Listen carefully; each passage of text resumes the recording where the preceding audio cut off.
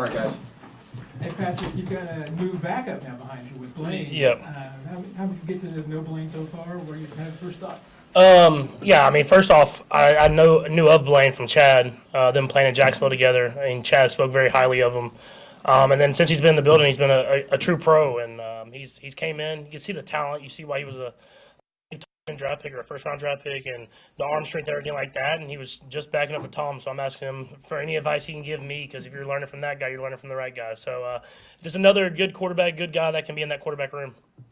One of the changes you guys have is the new offensive coordinator. You know, Nagy was here obviously before, and then he came. What's the kind of transition been like for him to be the OC right now? Yeah. I mean, it's been easy, I think, for me, just because I was here when he was the OC the first time.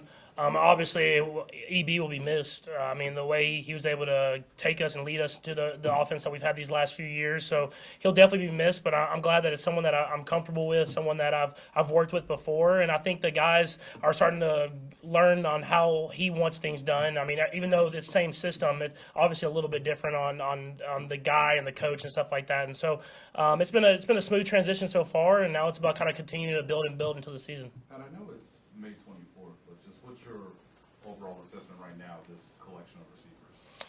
Yeah, I mean, I think we're deep. I think that's the biggest thing. Usually, you have a good feel for kind of who the guys are going to be and everything like that. But with this group, it's like every single guy. You're like, I can see him making a path and making the team. And so, I mean, that's what you want. You want that competition.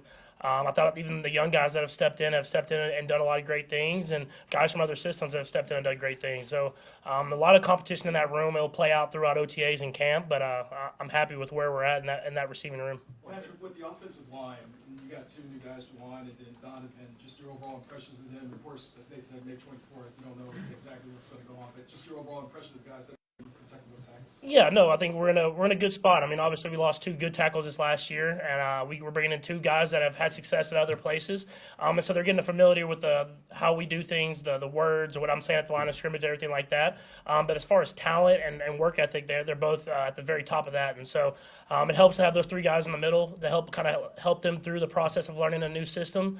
And then, I mean, another position where the depth. I mean, if you look at our second O-line, you would say that starts at a lot of other places. So, I mean, I think Brett Veach and Coach Reed have done a great job of bringing in talent so that we can have that competition day in and day out. Patrick, you had grown pretty close to Orlando. What did you make of that situation, and then seeing him go to become one of your bigger rivals in the NFC? Yeah, no, it's tough. I mean, I still talk to Orlando. I mean, we had we're friendship off the field just as much as on the field, and you understand how great of a player he is. He makes Cincinnati even better football team, so that stinks for us. But at the same time, I'm happy for him that he got to a good place where he was able to get a good contract that he deserved and everything like that. And we'll still have that friendship, but he's a competitor like me, so we're going to want him to be able to brag about who wins that football game.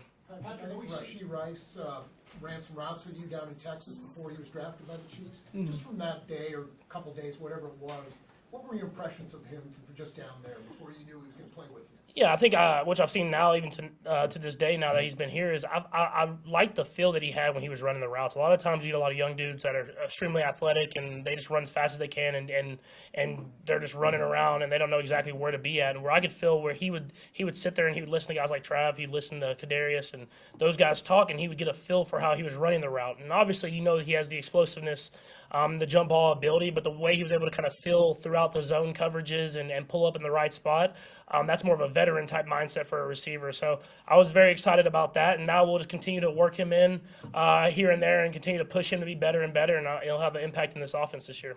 Patrick, you have an opportunity to go to anything. I mean, any event probably in the offseason you want to go to, you can go to. What's it been like, and how do you keep yourself grounded?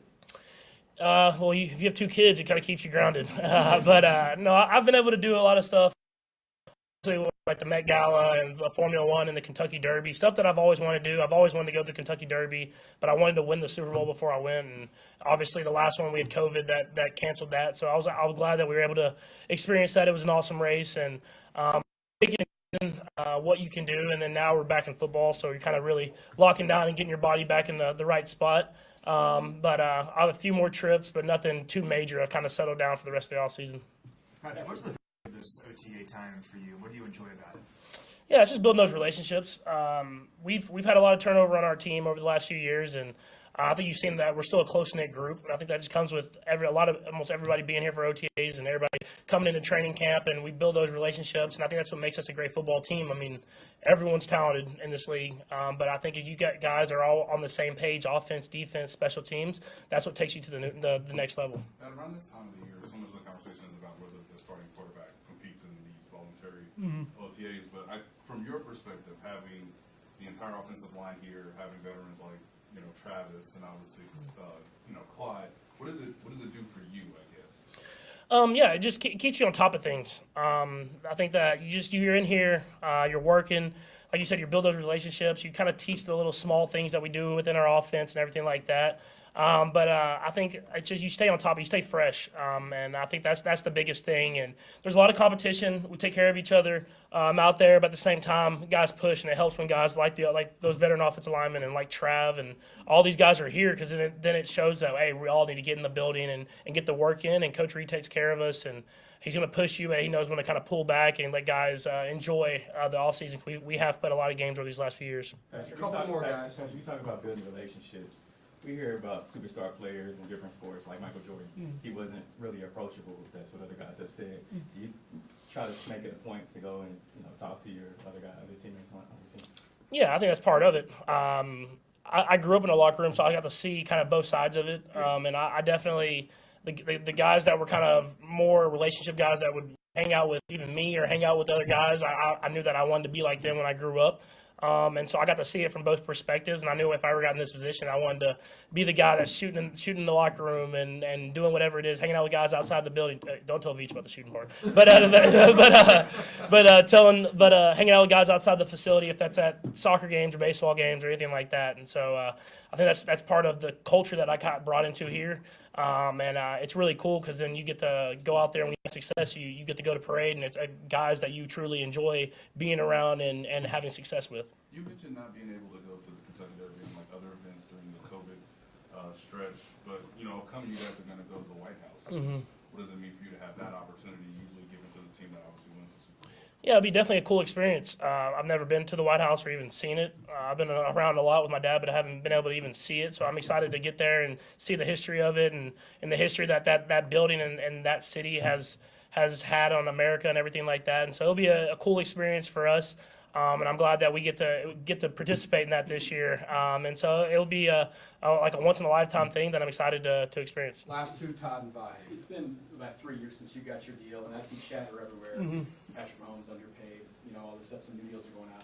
Everyone's got an opinion about it. We don't get a chance to ask you about it very often. How do you feel now, 3 years out from your deal? What do you want to see happen with your contract? Does it need to be renegotiated? Are you fine with how it works? Yeah, I mean, I always keep, me, my agent, and the team always keep open communication. And we try to do whatever is the best for the team, but obviously I want to do the best for myself as well. But at the same time, I've always said I worry about legacy and winning rings more than making money at this moment. But I know we keep communication. We see what's going on around the league. But at the same time, I'll never do anything that's going to hurt us from keeping the great players around me. So it's kind of teetering around that line. So you're not driven to be the highest paid quarterback average per year. That's not. No. It's more of you just want to do whatever to not hurt other quarterbacks whenever their contracts come up. But you want to kind of keep the bar pushing. And so it's not about being the highest paid guy. It's not about making a ton of money. I've made enough money where I'll be set for the rest of my life. But at the same time, you got to find that line where you're making a good amount of money, but you're still keeping a lot of great players around you so you can win these Super Bowls and you're able to compete in these games. Is that a hard line to walk? Yeah, it is. I think it is for all these guys. And I think you see the guys that are getting paid this last offseason, they're trying to find that right spot.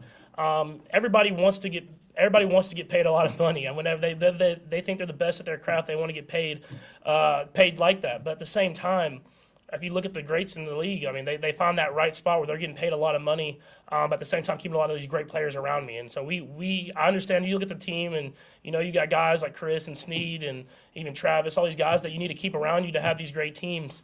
But at the same time, you want to make sure you're taking care of yourself. So we have open communication. I think that's the biggest thing, and you see that from Clark, you see that from Coach Reed, you see that from Veach, and everybody. Is we just try to make sure that we have the best team on that football field, and everybody gets what they deserve. Last one, Vi. Patrick, what's it been like for you to deal with Jackson's situation?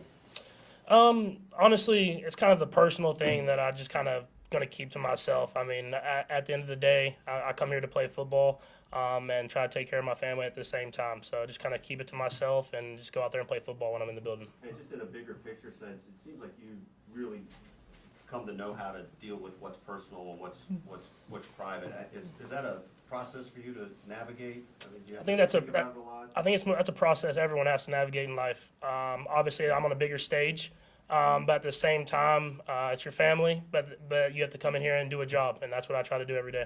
Thank you.